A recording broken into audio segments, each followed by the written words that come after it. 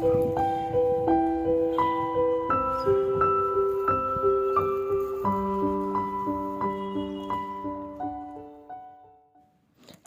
বন্ধুরা, তোমরা সবাই কেমন আছো? আশা করি প্রত্যেকেই খুব ভালো আছো, সুস্থ আছো। জানো তো, সেদিন ছিল আমার পান্তু সোনার ডান্স প্রোগ্রাম আমাদের বাড়ির কাছেরই একটা হলে।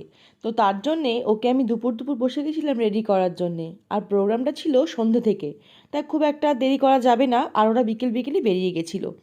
আর যেহেতু একদম কাছাকাছি, প্ল্যান করেছিলাম আমি আর আমার হাজব্যান্ডও যাব, মানে তার পাপা। তো সে তো তার ডান্স খুবই ভালোবাসে, আমরা সবাই ভালোবাসি।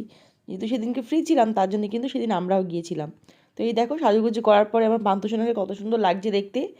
আর তোমরা ওকে এই ড্রেস আপ, এই মেকআপে আগেও পারফর্ম করতে দেখেছো, কারণ ও অনেকবারই এই গানটায় পারফর্ম করেছে। তো আজও কিন্তু সে একই গানে ও ডান্স ছিল।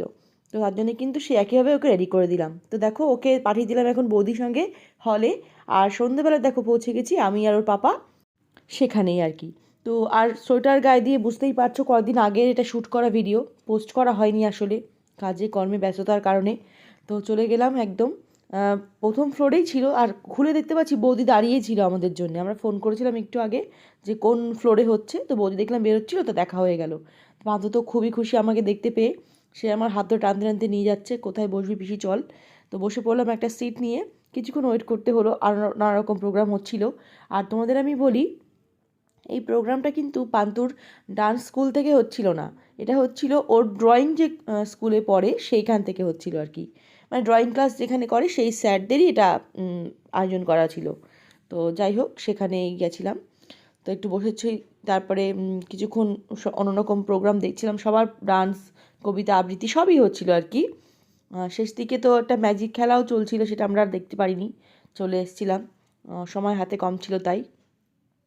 তারপর একটুখানি বেরিয়ে কফিও খাওয়া হলো, সেখান থেকে আয়োজন করা হয়েছিল কফি, বিস্কিট। আমি তো কফি খুব একটা ভালোবাসি না, তাও যাই হোক ওরা সবাই খেয়েছে।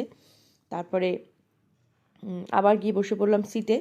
আর দেখবে, বাচ্চা কাচ্চা না, যেমন ছোটোবেলা দিয়ে আমরা বুঝতে পারি, যখন আমাদের কোনো স্পেশাল দিন থাকতো, তখন বাড়ির সবাই গেলে একটা অন্যরকম আনন্দ, অন্যরকম একটা পজিটিভিটি এনার্জি পাওয়া যেত।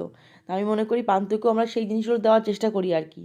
যখনই ওর কোনো প্রোগ্রাম থাকে, চেষ্টা করি কাজ থাকলেও একটুখানি সব কিছু ম্যানেজ করে ওর সঙ্গে অ্যাটেন্ড হওয়া।